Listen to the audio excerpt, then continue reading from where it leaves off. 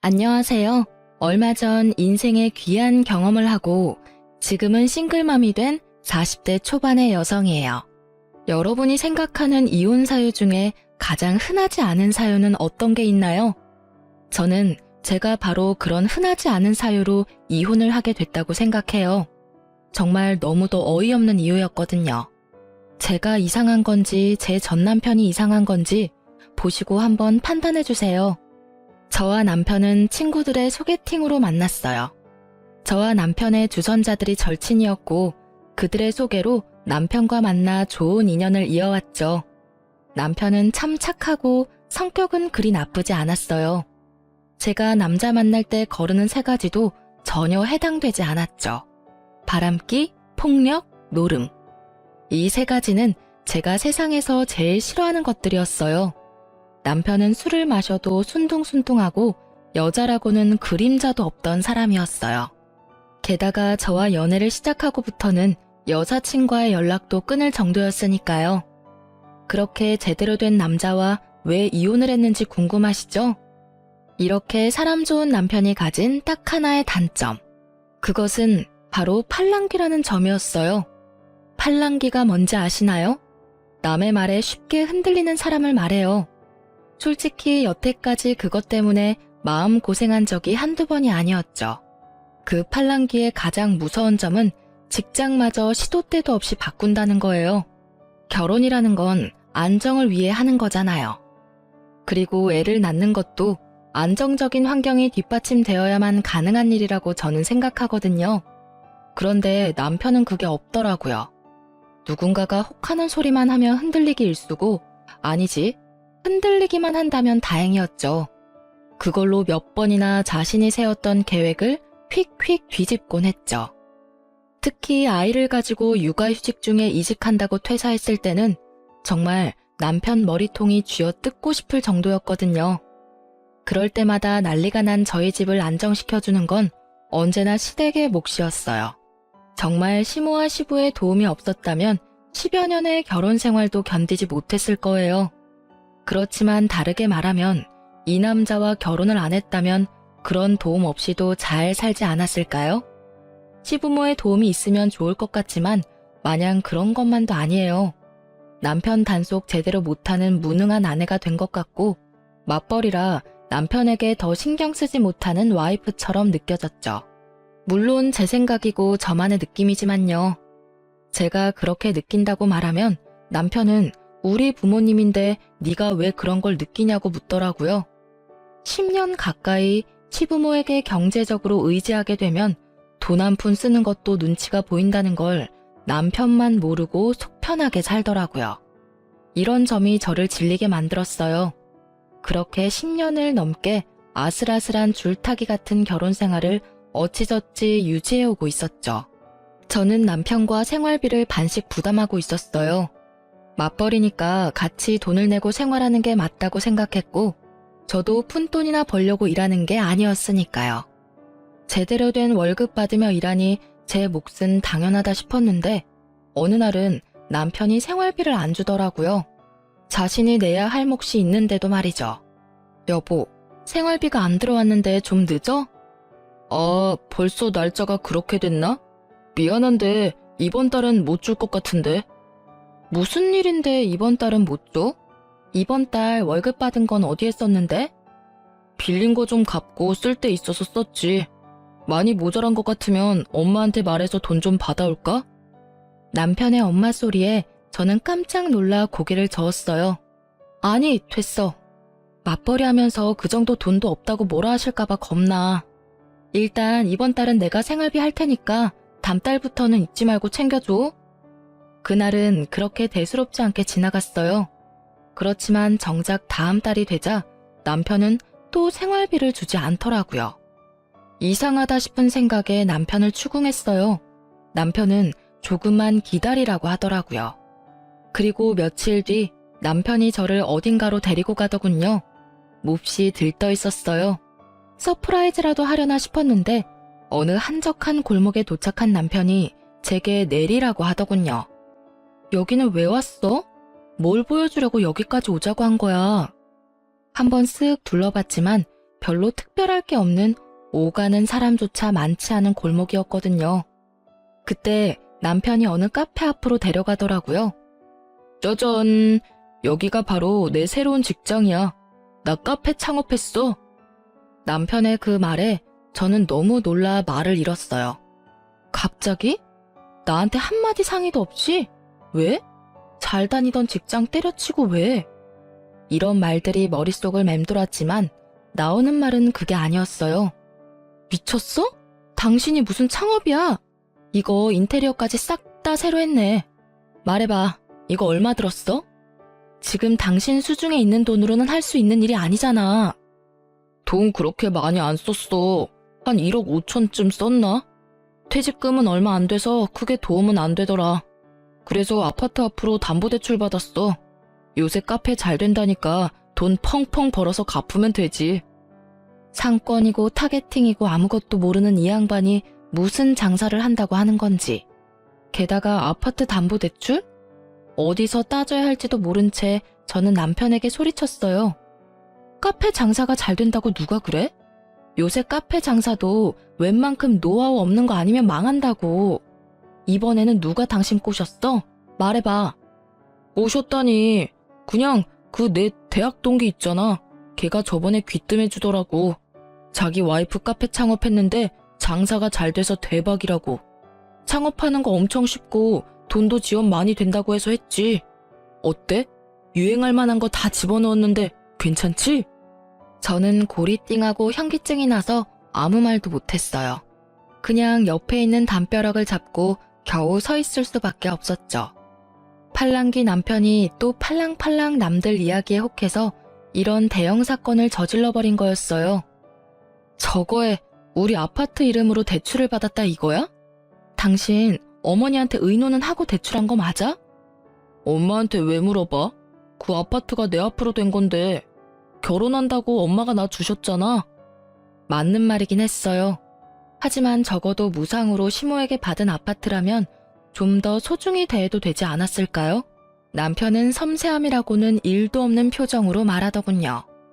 그럼 이 상황을 어머님도 모르시고? 당신한테 오늘 처음 알려주는 거야. 서프라이즈! 저는 머리통이 꽃받친 남편을 보며 한숨만 내쉬었어요. 딱 봐도 망할 것 같은 카페를 보면서 말이죠. 이렇게 즐거워하는 남편에게 저는 말했어요. 이 카페가 혹시라도 잘 되면 당신이 장사에 소질이 있는 거겠지. 근데 이 카페가 망하면 다음부터는 2번 다시 장사에 손대지 마. 나랑 지금 약속해.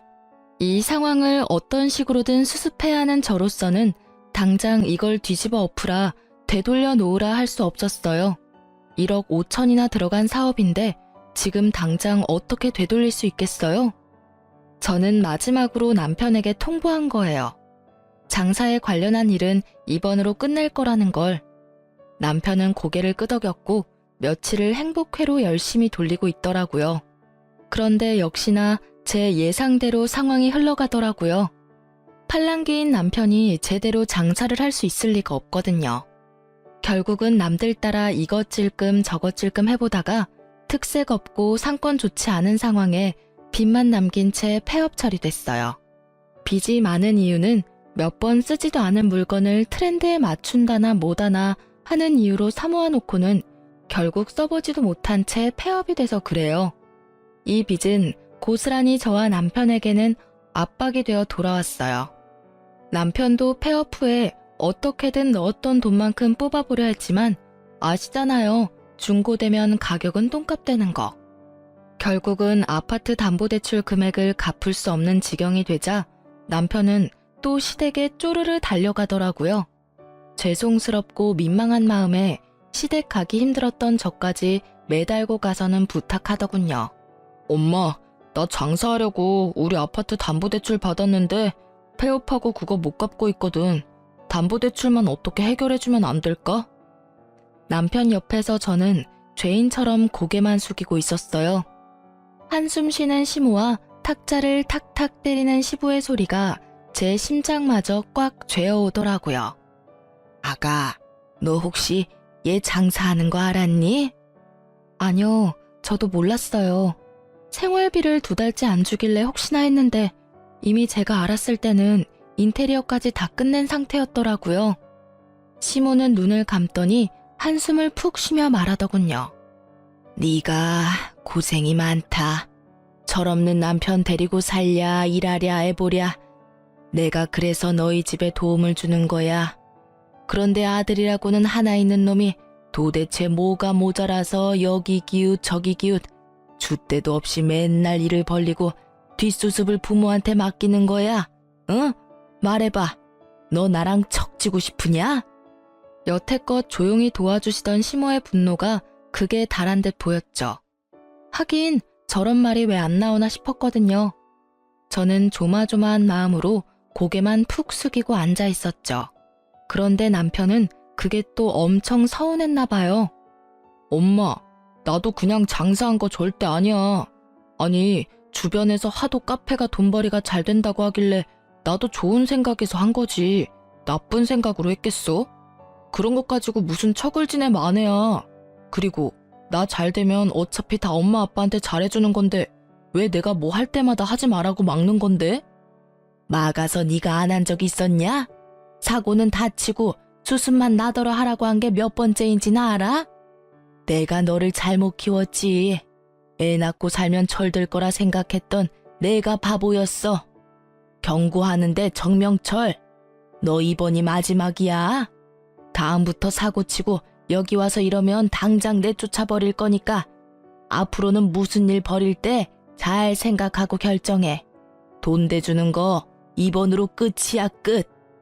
그리고 이번 일로 너한테 재산이 있다는 게 얼마나 위험한 건지를 알았으니까 네 앞으로 줄 아파트 명의는 전부 며느리랑 내 앞으로 돌려놓을 거다.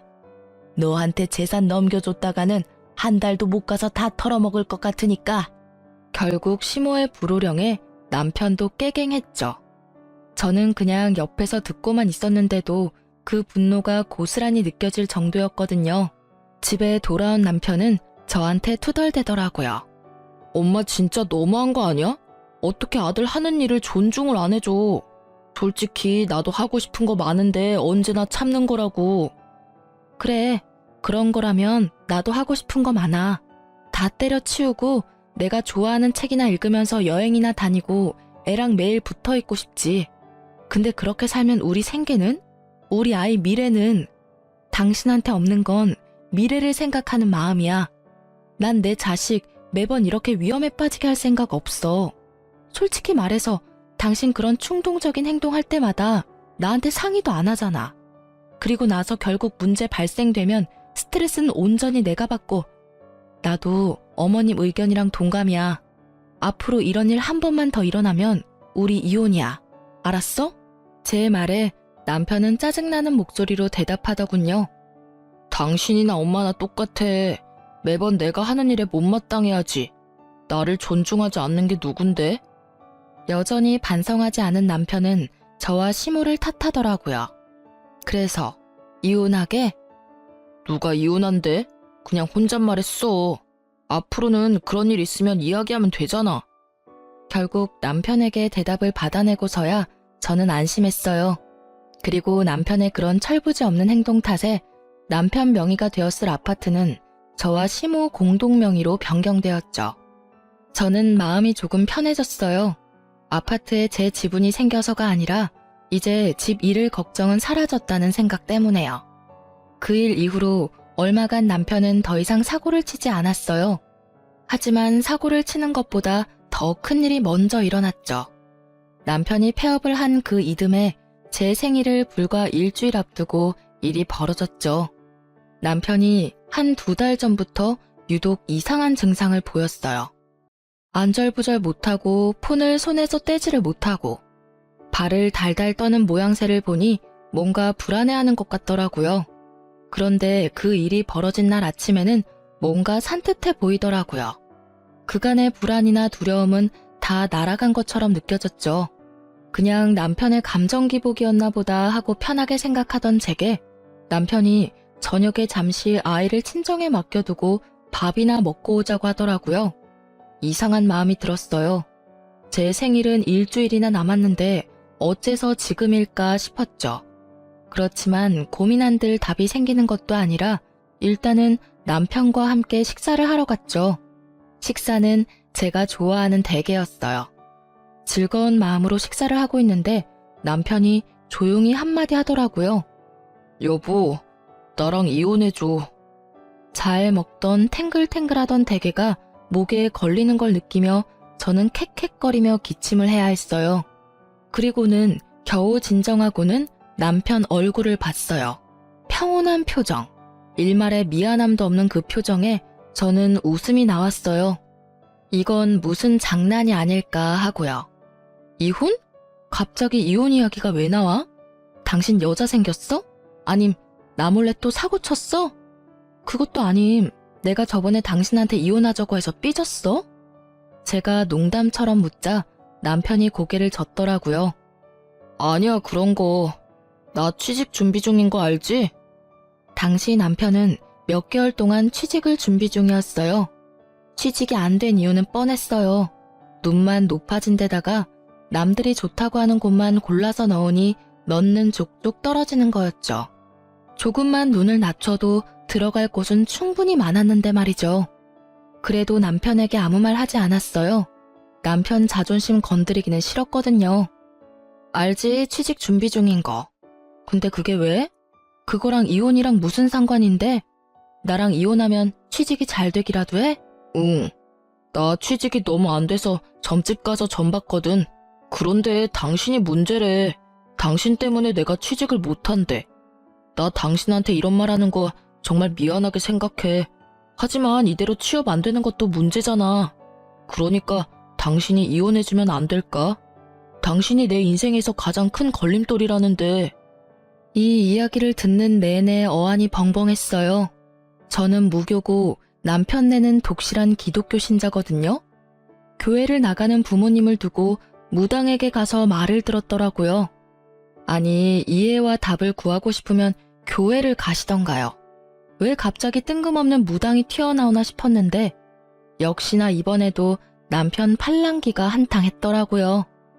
친구가 장사가 안 돼서 점 봤는데 아주 잘 보더라잖아.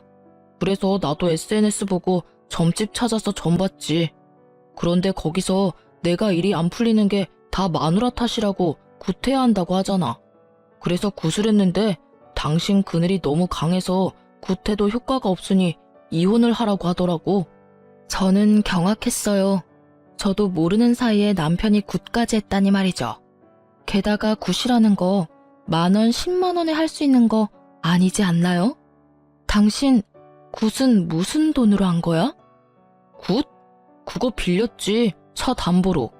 500만 원 정도 하는데 그 정도 금액으로 내 미래를 사는 거면 아깝지 않다고 생각해.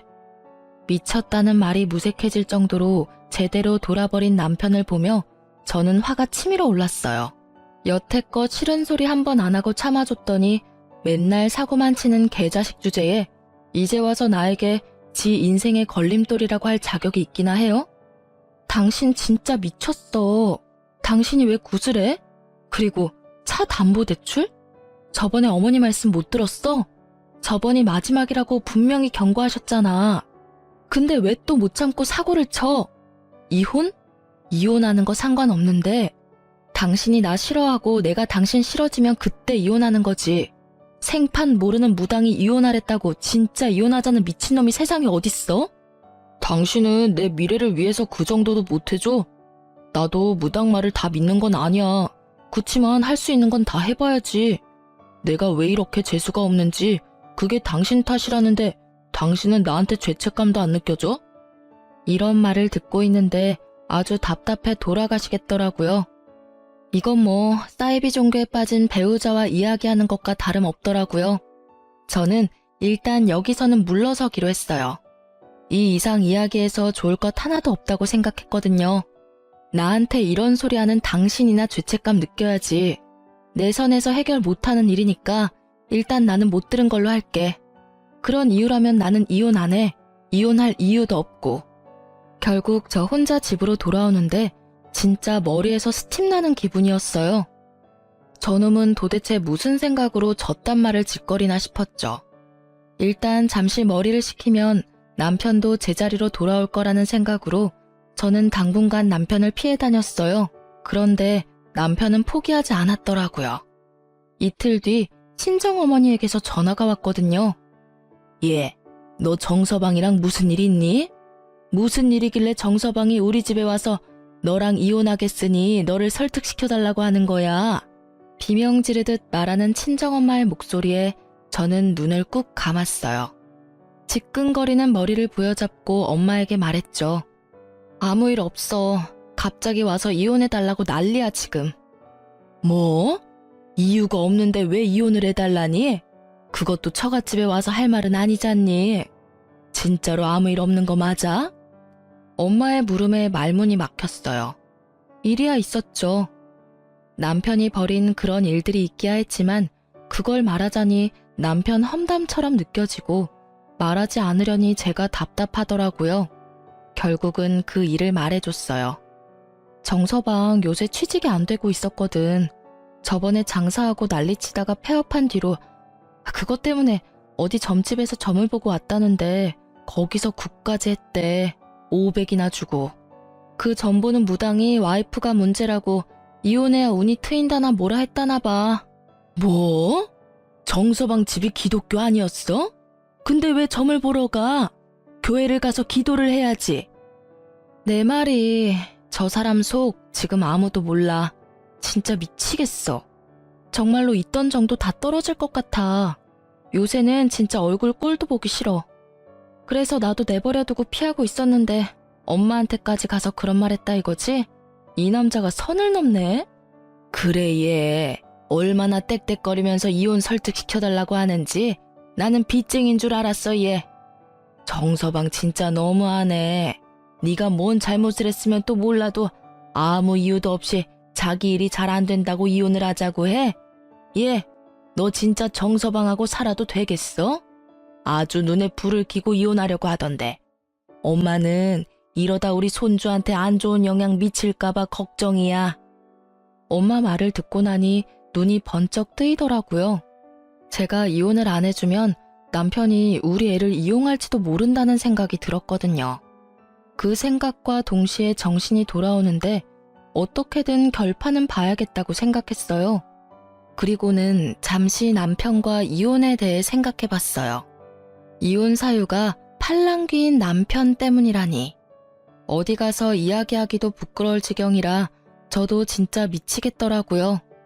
아무리 귀가 얇다 한들 이건 너무하지 않나 싶은 생각이 들었죠.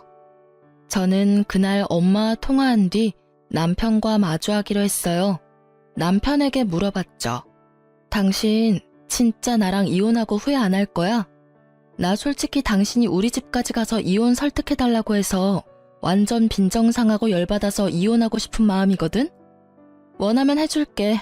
근데 조건은 내가 원하는 대로 맞춰줘야 해줄 수 있어. 가능해? 조건이 뭔데? 당신이 이혼만 해주면 나 다 해줄 수 있어. 내가 원하는 이혼이기도 하고. 일단 우리의 친권이랑 양육권 나한테 줘. 나 애 없으면 못 살아. 그리고 위자료도 줘. 최대한 많이. 그리고 살 수 있는 곳도 마련해주고. 이 조건에도 남편이 수락한다면 기꺼이 이혼해주기로 결정을 내렸죠. 그리고 남편은 1초의 고민도 없이 알겠다고 대답하더라고요. 진짜 이혼이 하고 싶었나 보더라고요. 꼴랑 무당말 하나로 우리는 결국 이혼하게 됐어요. 그나마 남아있던 애정은 남편의 역대급 민폐짓으로 모두 사라졌고 결국 저도 이혼을 원하게 되었으니 어찌 보면 무당이 한 말이 틀림없었던 건지도 모르죠. 그렇게 합의 이혼을 하려고 했는데 남편이 그날부터 엄청 분주하게 움직이더라고요. 무슨 일인가 싶어서 알아보려 했지만 전혀 예상치도 못했는데 남편이 지난밤 제가 자고 있을 때 노트북을 하는 걸 봤었거든요. 혹시 뭔가 있나 싶어서 노트북 검색 기록을 찾아봤어요. 웹페이지마다 이혼 변호사, 이혼 전문 변호사, 유책 배우자, 언어폭력 이런 내용을 검색했더라고요. 이상하다 싶었죠. 우리 이혼에 유책 배우자가 있다면 남편일 거고 언어폭력 같은 건 없었거든요. 그리고 합의로 하기로 했는데 변호사가 필요할 리가 없잖아요. 뭔가 수상한 냄새가 가득한 그때 바탕화면에 뜬 처음 보는 폴더 하나를 클릭하자 남편이 뭘 생각하고 있었는지 확인할 수 있었어요. 그 내용을 보자마자 저는 정신줄을 놓고 욕부터 입 밖으로 꺼내고 있었어요. 바로 이 미친놈이 제가 이제껏 남편에게 보낸 카톡 내역을 짜집기 해서 저를 유책 배우자로 만들려고 했다는 거예요. 와, 진짜 이 상황이 어이없는 건 저희가 합의를 하기로 했는데 뒤로 이런 짓을 하고 있었다는 거죠. 저도 앉아서 뒤통수만 맞기는 싫으니 저도 이혼 전문 변호사를 만나고 왔어요. 물론 제가 본 것들을 저장시켜 두고요. 저는 일부러 변호사 명함을 식탁 위에 올려뒀어요. 그리고 그날 저녁 집에 돌아온 남편이 역시나 식탁 위에 명함을 보고는 놀란 건지 저를 부르더라고요. 여보, 이게 뭐야? 우리 합의 이혼하기로 한 거 아니었어? 그거 필요한지 안 한지는 당신 대답에 달려있는데 노트북에 있던 그거 뭐야? 내 카톡 내역 짜집기 한 거 그거 뭐 때문에 그렇게 정성스레 만들고 있었어? 제 물음에 전곡이 찔린 듯 남편 얼굴이 새하얗게 질리더라고요. 왜 그렇게 놀라? 노트북 내가 안 쓰니까 안 볼 줄 알았어? 왜 남의 노트북을 훔쳐봐? 이거 사생활 침해야? 웃기시네. 그 노트북 내 거잖아. 일할 때 필요해서 산 거. 내 노트북에 있는 거 내가 보는데 무슨 사생활 침해? 그래서 이게 뭔데? 당신 도대체 뭐 하려고 했던 거야? 제 추궁에 남편이 말을 제대로 하지 못하더라고요. 그러더니 우물쭈물 그냥 만들어 본 거라며 진짜 별거 아니라고 하더라고요. 웃기지도 않아요. 그 내용들은 모두 제가 남편이 헛짓거리할 때마다 과격하게 했던 말들 뿐이었어요. 누가 봐도 제가 이 사람한테 심하게 대한 것처럼 보인다는 게 문제였죠. 앞뒤 내용 다 빼고 보니 제가 천하의 몹쓸 년이 되어 있었고요. 설마 나를 유책 배우자로 만들려고 했어? 너 나랑 합의 이혼하기로 한 거 아니었어? 이 이혼에 책임이 있는 사람은 너 하나야, 내가 아니라. 이런 식이면 진짜 이혼 소송 걸어서 당신 진짜 싹 다 벗겨먹을 거야. 당신이야말로 유책 배우자니까. 여보, 잠깐만. 진짜 순간적으로 그런 생각하기는 했어. 근데 실행에 옮기진 않았잖아. 진정하라고. 소송은 절대 안 돼. 왜? 이혼하자며. 어떤 식으로 이혼하든 이혼만 해주면 되는 거 아니야? 근데 진짜 하나만 묻자. 도대체 무슨 이유로 뒤로 몰래 이딴 짓이나 한 거야? 그게 아이씨, 사실은 돈이 없어. 합의해주려고 해도. 너 잘하는 거 있잖아. 어머님한테 도와달라고 하고 나중에 갚으면 되지. 그거 벌써 받아왔어. 미리 이야기해서 이혼하게 됐다고 위자료 줘야 한다고. 뭐? 그럼 그 돈은 다 어쨌는데? 코인에 다 넣었어, 코인에. 지금 주변 사람들이 완전 강력 추천해준 종목 있거든. 거기다가 영혼까지 끌어다 넣었지. 뭐? 코인? 저는 머리를 부여잡았어요.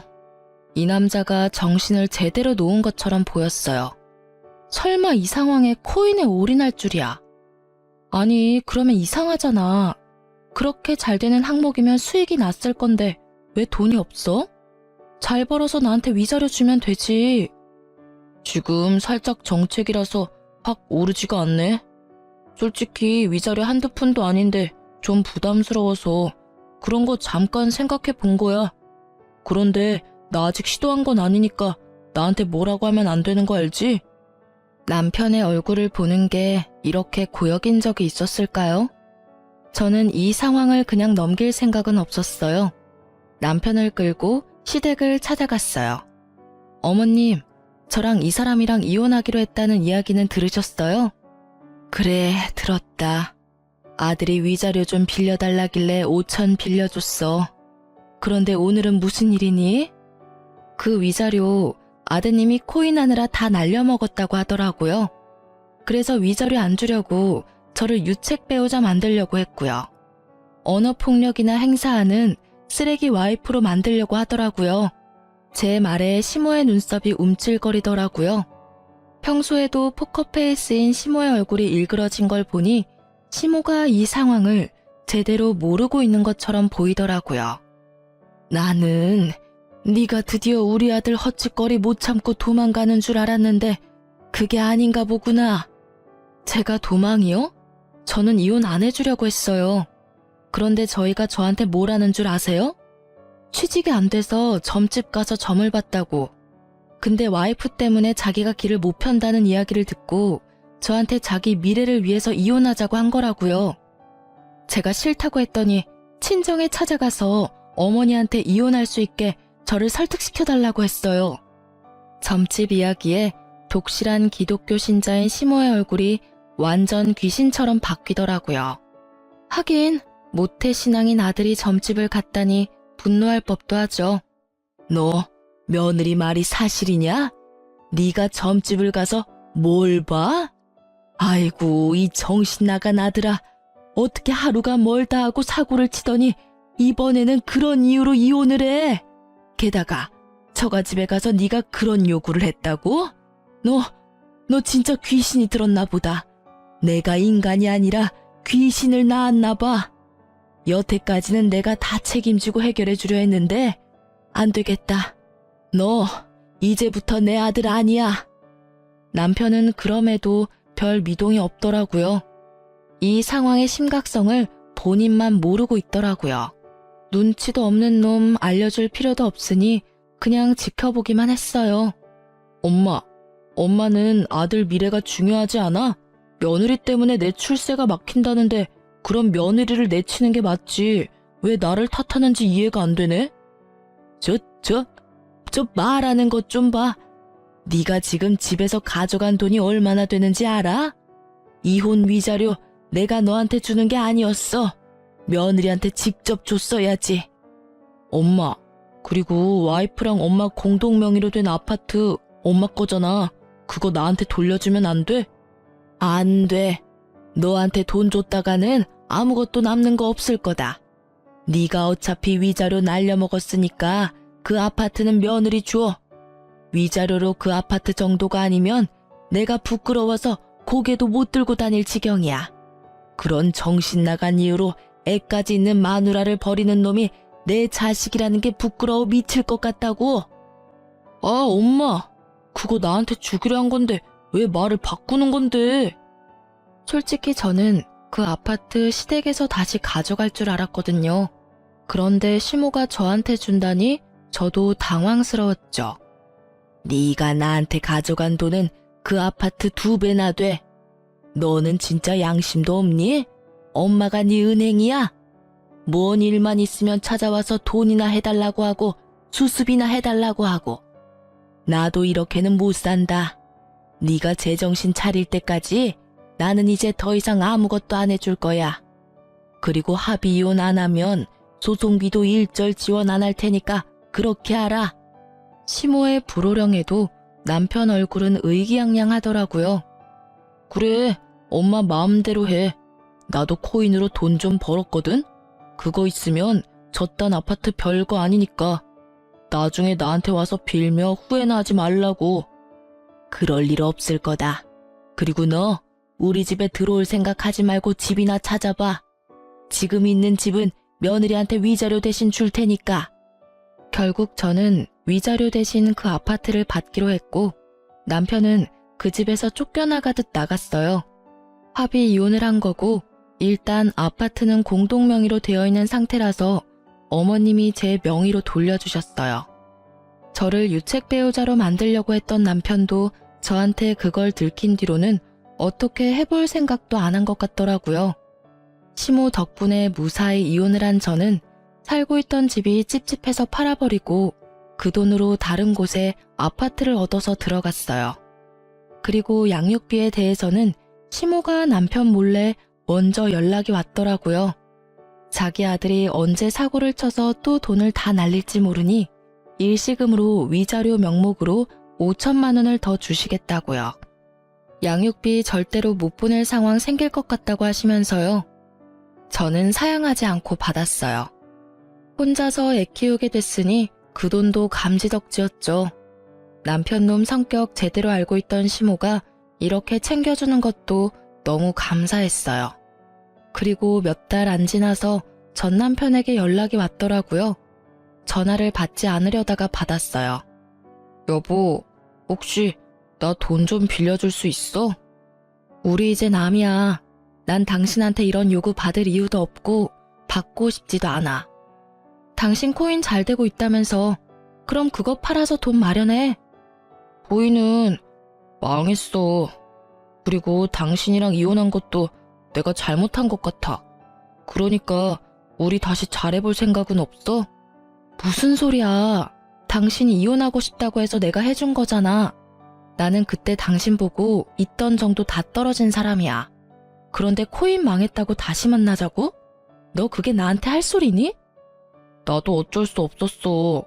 나 사실은 대출 당겨서 비트코인 샀었거든. 코인이 안 올라서 고민하다가 SNS에 유명한 점집이라고 찾아서 갔는데 그 코인 안 오르는 게 내 운이 당신 운에 막혀서 그렇다는 이야기를 들었거든. 그래서 이혼하자고 한 거야. 근데 얼마 전에 코인이 망했거든? 당신 TV에서 보지 않았어? 코인 때문에 난리 났었잖아. 저도 아는 사건이었어요. 수많은 피해자를 양산한 그 코인에 대한 기사를 본 적 있었죠. 못 볼 수가 없었어요. 인터넷 기사 1위에다 아예 도배가 됐었으니까요. 엄청나게 뻥튀기 된 코인이 순식간에 폭락한 뒤 결국 폐지가 됐었죠. 그거 보면서 혹시나 싶긴 했는데 역시나 그 코인에 전 남편도 투자를 했었던 거죠. 대출까지 당겨서. 그 코인이 당신이 투자한 코인이었어? 그러게 누가 그렇게 무리하게 코인을 하래? 어머님이 주신 내 위자료까지 거기에 넣었으면 나한테 와서 이런 말 하는 건 좀 아니지. 진짜 미안하게 생각해. 나도 몰랐어. 코인 망하고 나도 놀라서 그 점집 찾아갔는데 없어졌어. 게다가 사기꾼이었다고 난리 났더라고. 반짝 한 달만 하고 도망갔다고. 그래서 너무 걱정돼서 다른 점집 찾아갔거든. 그런데 거기서 그러더라고. 내 운이 엄청 안 좋아서 그렇다고. 와이프랑은 관련 없고 와이프는 오히려 제 방 역할에서 풍파를 좀 막아줬을 거라고 하더라고. 이혼했다고 하니 그럼 제 방이 없어져서 안 좋은 기운을 그대로 다 맞았을 거라고 하잖아. 내가 사기꾼한테 속아서 그런 거니까 당신이 이해 좀 해줘. 내가 그걸 왜 이해를 해야 해? 언제는 나더러 당신 인생의 걸림돌이라더니 이제 와서 그런 말하면 내가 좋아할 줄 알았어? 얼씨구나 하고 당신 따라 다시 재결합해줄 줄 알았냐고. 정신 좀 차려. 사기꾼한테 당해놓고 또 점집을 갔어? 왜 그러니? 당신이 이러니까 내가 이혼한 거야. 이제는 내가 감당할 수 없을 만큼 당신이 너무 우유부단하고 팔랑거리잖아. 도대체 다른 사람들 말에 왜 그렇게 줏대 없이 나부끼는 건데? 줏대가 없다니. 나도 이러고 싶어서 이렇게 사는 게 아니라고. 솔직히 말해서 나도 잘 살고 싶어서 이런 거 저런 거 해보다가 이렇게 된 거잖아. 줏대가 없는 게 아니라 이것저것 도전해본다고 생각해주면 안 돼? 도전? 당신 나랑 애 앞에서 그런 이야기 할 수 있어? 당신 도전에 우리가 얼마나 불안하고 두려웠는지 이야기 안 하면 몰라? 매번 당신이 이직하거나 장사를 하려고 할 때마다 돈은 나가고 결국 뒤에 남은 빚 못 갚을 것 같아서 끙끙댈 때 당신이 우리한테 해준 게 뭐야? 당신 느긋한 표정으로 매번 어머님이 해결해 주실 거라고 철석같이 믿고 있었지? 나는 어머님이 당신한테 정 떨어져서 이번에는 수습 안 해주면 어쩌나 하고 매번 걱정하던 기억밖에 없어. 재결합? 내가 미쳤어? 사기꾼 말 그대로 믿고 나하고 이혼하겠다고 한 거 나는 죽을 때까지 못 잊을 거야. 그런데 그런 나하고 재결합을 하자고? 그럼 나는 매일, 매시간 당신이 혹시 어떤 사람에게 또 어떤 말을 듣고 나랑 이혼하자고 할까 걱정하며 살아야 할 텐데 난 절대 그런 짓 안 할 거야. 내가 당신한테 이렇게 큰 배신감을 2번이나 느껴야 해? 제 말에 전 남편이 입술을 꾹 깨물더라고요. 자기가 양심이 있으면 말 못해야 정상이죠. 그나마 양심이 남아있는 듯해서 다행이었어요. 저는 남편에게 마지막 말을 꺼냈어요. 나는 절대로 그럴 생각 없어. 당신이 억만금을 준다 해도 당신하고 재결합할 생각 없으니까 2번 다시 찾아오지 말아줘. 매몰차 보이겠지만 이렇게라도 안 하면 끝까지 쫓아와 말도 안 되는 요구할까봐 최대한 단호하게 끊어보냈어요. 그렇게 몇 달을 연락이 다시 없었거든요. 그 전남편 연락을 듣게 됐어요. 전남편이 저한테 쫓겨나서 시모에게 찾아갔는데 시모가 아예 받아줄 생각도 안 했다고 하더라고요. 그러면서 전남편에게 이미 유언장에도 전남편 이름 지웠다면서 앞으로 찾아오지 말라고 했다고 하더군요. 시모는 그래도 완전히 내칠 생각은 아니었는지 전남편에게 앞으로 7년 동안 한 직장에서 꾸준히 일하며 성실하게 다니고 난 뒤에 오면 재산을 조금은 남겨준다고 했대요. 하지만 글쎄요. 하루가 멀다 하고 남의 이야기에 마음이 들썩이는 저 남자가 무슨 수로 7년을 꾸준하게 한 직장을 다닐 수 있을까요? 게다가 저번에는 무리하게 아들 만나서 엄마랑 다시 잘해보려고 할 테니 도와달라고 했다더라고요.